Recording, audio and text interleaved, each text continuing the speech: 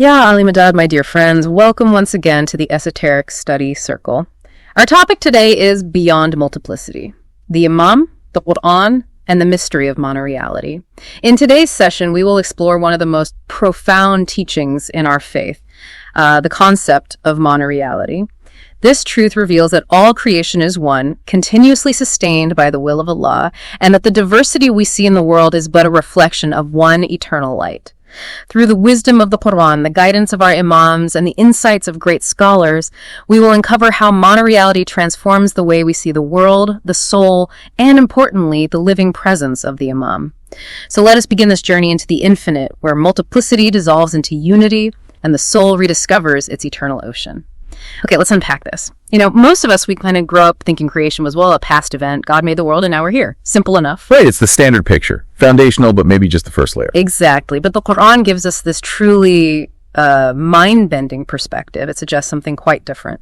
It really does. It talks about creation not as something finished, but as something ongoing.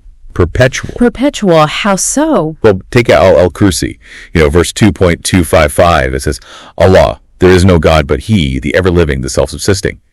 Neither slumber nor sleep overtakes Him. The self-subsisting. Exactly. That implies everything in the heavens and the earth, as the verse continues, exists only because He actively sustains it right now, every single instant. Wow. So if His will, His attention were to withdraw, everything would just dissolve. Yeah. Cease to be. Stars, planets, even time itself. Yeah. It's all held in existence by His continuous will. That's a profound shift from the set it and forget it model of creation. It's much more alive. It is. And this isn't just an ancient interpretation. Mawlana Sultan Muhammad Shah really emphasized this in his memoirs. Ah, yes. What did he say about it? He put it very clearly. He said, the creation according to Islam is not a unique act in a given time, but a perpetual and constant event. And God supports and sustains all existence at every moment by His will and His thought. So His will, His thought. That's what reality is, moment by moment. Pretty much. He continues. Outside His will, outside His thought, all is nothing.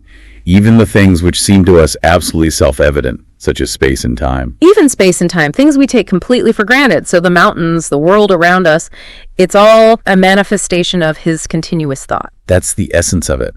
It's not static. It's a constant becoming. And there are other Quranic verses that support this, right? This idea of continuity, maybe even circularity. Yes, definitely. For instance, every day He is in a new manifestation, Sean.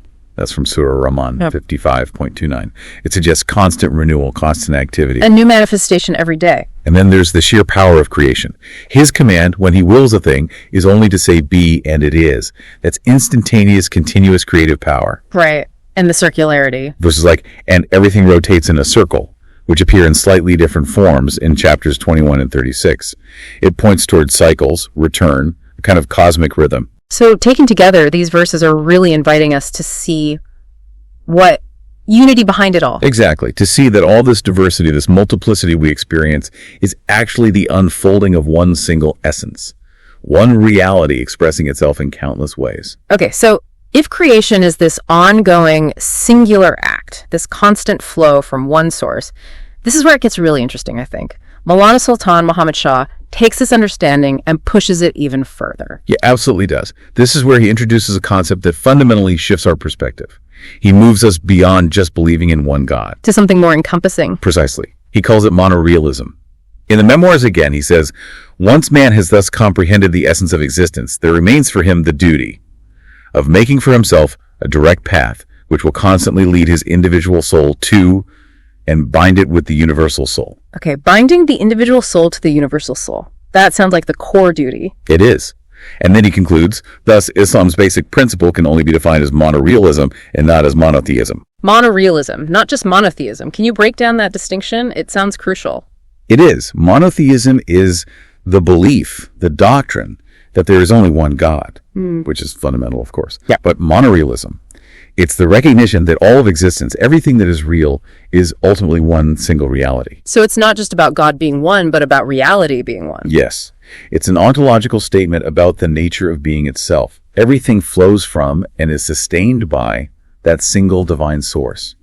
And our task, our duty, is to bridge that gap, to connect our individual consciousness back to that universal source. How do we do that? What's the bridge? Well, that leads us directly to the role of the Imam. He is often described as that living bridge, the guide for binding the soul to the universal soul. Okay, so if reality is one, and our duty is to connect back to that source, how do we respond to this continuous creation? The Qur'an itself invites reflection, doesn't it? It certainly does. A key verse is in chapter 3, verse 100a. Indeed, in the creation of the heavens and the earth, and in the alternation of night and day, are signs for those of understanding. Signs for those of understanding. So, looking closely at the world is a form of worship. It's presented as a sacred duty, yes. Contemplating creation, trying to understand it, isn't just optional. It's how we perceive those signs of God's majesty and reality. It's not limited to formal prayer. And Mawlana Shah Karim has provided guidance on this for our time, linking it to modern pursuits. Yes, very clearly. In London, back in 2003, he explained this beautifully. He said, scientific pursuits, philosophic inquiry, and artistic endeavor are all seen as the response of the faithful to the recurring call of the Qur'an to ponder the creation as a way to understand Allah's benevolent majesty. Wow. So science, philosophy, art, they aren't separate from faith. Not at all. According to this view, there are different ways, different paths of responding to that Quranic call. They're like different windows looking onto the same landscape, the landscape of monoreality. So a scientist studying the cosmos. Or a philosopher grappling with the nature of truth. Or an artist trying to capture beauty. They are all, in their own ways, engaging with the signs of creation, exploring facets of that one reality. Every sincere quest for understanding, for truth, for beauty, becomes part of this larger spiritual journey. It's all encompassed. That's a really inclusive vision. It connects everything. Now, you mentioned earlier this idea of enfolding and unfolding. It sounds very dynamic, almost like a cosmic heartbeat. Can you elaborate on that? I believe Allāmah Nasir Nasir Hunzai spoke about this. Yes, he did, using some very powerful imagery. In his book of healing, he uses the metaphor of God's hand, or perhaps fist is a better translation here. He says, in his wisdom-filled fist, all things have together become a monoreality. So unity held within the divine grasp. Exactly. And then in another work, Chiragi Rashan, he explains the dynamic process. He in his kingdom always acts to enfold and unfold.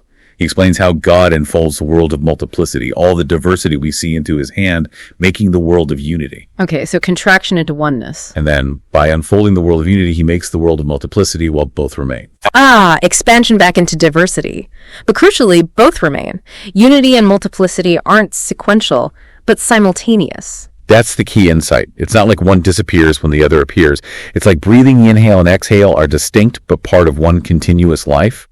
The universe pulses, contracting towards unity and expanding into multiplicity, but it's always one life, one reality. And this applies to souls, too.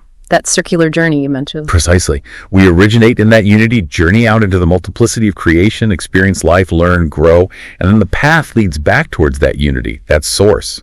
Enfolding and unfolding, departure and return. It's the rhythm of existence. So what does this all mean for you listening, this cosmic vision, this grand heartbeat? It gets deeply personal when we talk about the soul's journey. Absolutely. Mawlana Sultan Muhammad Shah gave some, truly revolutionary teachings on the soul's potential and its ultimate destination. That 1899 farmān from Dar es Salaam. Yes, that one. It contains this beautiful analogy. All rainwater eventually reaches the sea once again. The same is true of the soul. The soul, too, has its abode, and the abode of the soul is infinite. Simple, yet profound. Every drop returns to the ocean. Every soul returns to God, its infinite source. Exactly. But then he says something truly staggering, something that challenges any sense of limitation. He says, if somebody amongst you were to aim at being like Pir Sadardian, Pir Shams, or Mansur, you can indeed achieve such a status. You can rise even higher. Wait, aim to be like these great peers, these luminaries, and potentially even surpass them. That's incredibly empowering. It is. It shatters any idea of spiritual elitism or exclusivity. He makes it explicit. It is not that only Hazrat Ali's progeny can attain this status. Whoever is determined enough will be able to reach the goal. Whoever is determined enough. So the path to the highest spiritual realization, to sainthood, it's open to everyone. That's the radical message. Every soul, every drop, contains the potential for the infinite ocean. If you align yourself with the divine light, represented by the light of the Imam, that potential can be realized. It's a universal possibility. That openness is amazing. It really changes how you might think about your own spiritual potential. Now, to maybe make this concept of monoreality, one source, many manifestations even clearer, There's another common metaphor from our tradition, right? Something about the sun. Yes, the sun and reflection metaphor. It's very helpful, found often in Ismaili Tawil, the esoteric interpretation. How does that work? Imagine the sun, the single source of light. Now picture its light reflecting in countless different pools of water, some large, some small, some clear, some murky. Okay, so lots of different reflections. Right. Each reflection looks unique, different from the others, but what are they, fundamentally? They're all just reflections of the same sun. The sun is the divine reality, the one. The reflections are the diverse forms of creation, the multiplicity. So the mistake is thinking the reflection is the sun. Exactly. That's illusion, or ghurur, as the Qur'an warns. Do not be deceived by the life of this world. Getting caught up in the reflection, forgetting the source. Yeah. Wisdom, then, is seeing the sun in and through every single reflection. Yeah. Recognizing the one light shining through all the diverse forms. Seeing the unity within the diversity. That makes sense. Okay, this is all profoundly deep, but let's bring it down to earth a bit. How does this grand idea of monoreality actually impact, your daily life? Yeah. It can't just be theory, right? What are the practical implications? That's the crucial question. Yeah. And yes, it has very real, very practical implications. We can think of three key areas. First, knowledge. Okay. If all reality is one, then any genuine pursuit of knowledge, science, philosophy, art, history, whatever, becomes a way of exploring an aspect of that divine reality. Learning becomes a spiritual act. So studying biology is studying God's creation. In essence, yes. Second, spirituality. Every prayer, every task by every bowl, every moment of remembrance isn't just a ritual. It's an active step in that journey back to the ocean. Yeah. It's consciously reconnecting with the source. Strengthening that bond. Exactly. And third, perhaps most impactfully, humanity. If everyone is a reflection of the same light, then how can you maintain arrogance or division or hatred? Those things become illusions based on mistaking the reflections for separate realities. Whereas unity, compassion, service, those become the true reality. Precisely. Embracing monoreality means striving to see that one light in every face, feeling that shared breath, recognizing the ocean in every single drop. It fundamentally changes how you interact with others and the world. That's a powerful ethical framework. So the drop, the individual soul needs to return to the ocean god. You mentioned the Imam is the bridge for this. How does that work? How does the Imam connect us back to that unity? The Imam is seen as the living embodiment of that connection, the bridge between multiplicity and unity, the human and the divine. Remember Allāmah Sahib's point about recognizing the Imam in the world of particles. Our task is to remember that primordial link. That eternal covenant. Yes. And Mawlana Shah Karim's words resonate deeply here. I am always with you, in your heart, closer than you think. That constant presence is the guide. So recognizing the Imam is like living in monoreality. In a very real sense, yes. Because the Imam unites the Zahir, the apparent, the outward, and the Batan, the hidden, the inner reality. Heaven and earth, intellect and soul meet in him. The Qur'an points to this. We have encompassed everything in the manifest Imam, and also the day we shall call every people with their Imam. The manifest Imam encompassing everything. He is the Majma' al-Brain, the meeting place of the two seas, the sea of unity and the sea of multiplicity. He stands at that confluence, making the connection tangible, guiding the return journey. That's why that hadith is so potent. Were the earth to be without the Imam for but an instant, it would convulse? Because he is the axis, the spiritual gravitational center, holding that connection between the divine and the created world. He is the bridge of monoreality in human form, guiding souls back to the ocean. And if creation is continuous, as we discussed right at the start, then guidance must also be continuous. It just makes sense. How so? Well, if the universe needs God sustaining, will every single moment to even exist, doesn't humanity need his guiding light just as constantly to navigate existence meaningfully? Logically, yes, it follows. And that continuous light, that guidance, is embodied in the unbroken chain of Imamat, from the very beginning through the prophets, with Prophet Muhammad and Mullah Alay, and down through all the descendants to the present, living Imam. Always a living guide for the time. Always. That verse, on the day when we shall call every people with their Imam, underlines this necessity. The Imam isn't just a historical figure or an abstract concept. He's an eternal requirement, a constant presence reflecting God's unceasing creative and guiding activity. So guidance unfolds moment by moment, just like creation. Exactly. Always alive, always relevant, illuminating the path now, from the multiplicity we live in, back towards the unity we came from. Okay, so this understanding of monoreality, with the Imam as the continuous bridge, it must shape your ethics, how you should act in the world. You touched on this earlier regarding humanity. It absolutely does. It provides a very clear ethical compass. If everything is interconnected, part of one reality. Then harming another is like harming yourself. Fundamentally, yes. Yeah. And serving others, serving humanity, becomes a way of serving God, because you're serving reflections of the divine light. Recognizing the Imam is recognizing that sustaining divine presence in the world. It brings that verse to mind. Hold fast to the rope of Allah altogether and do not be divided. Exactly. And that rope, in Ismaili understanding, is the Imam of the time, the lifeline connecting us to God and to each other. Living in monoreality means striving for humility, for compassion, for service. It means actively working against division, because division is based on illusion. And our tradition uses symbols to help us grasp these deep ideas, right? Briefly, what are some key symbols for monoreality? Yes, symbols are like pointers. We have the circle, obviously representing the soul's journey, starting from the source, going out and returning. Departure and return. Then breath, symbolizing that enfolding and unfolding, the cosmic rhythm of unity and multiplicity. Inhale, exhale. Light upon light nur, Allāmah Nasir from the Qur'an, often signifying the continuous illumination passed down through the prophets and imams. The guiding light.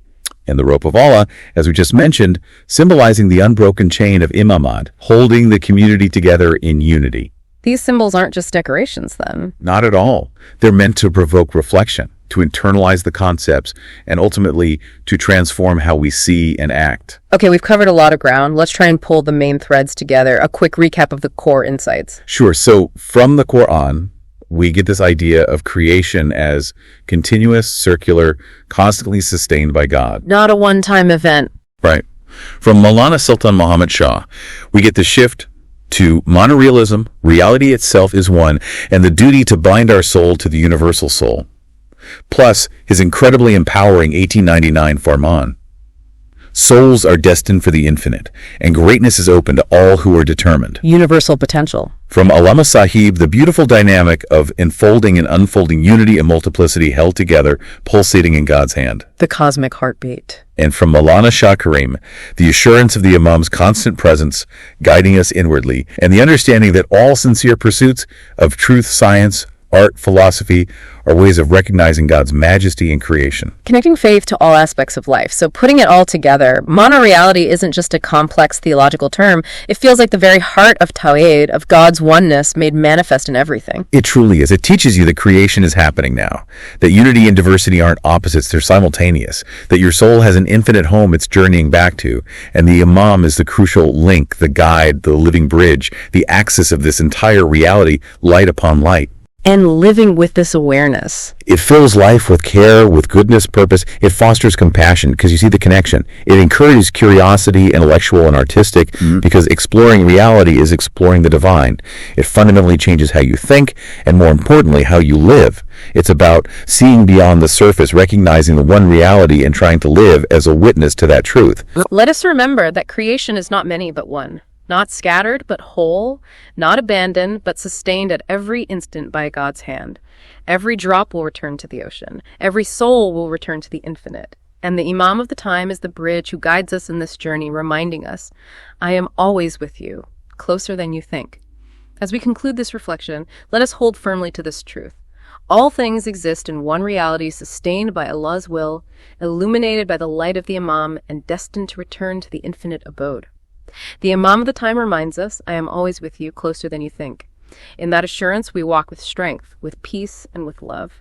If this message touched your heart, I invite you to subscribe to this channel, like this deep dive, and share it with your family and friends. Sometimes one awakened soul can light an entire generation. And remember, this is not the end. We will be back soon with another impactful deep dive, exploring deeper dimensions of faith, light, and spiritual recognition. Ya Ali Madad.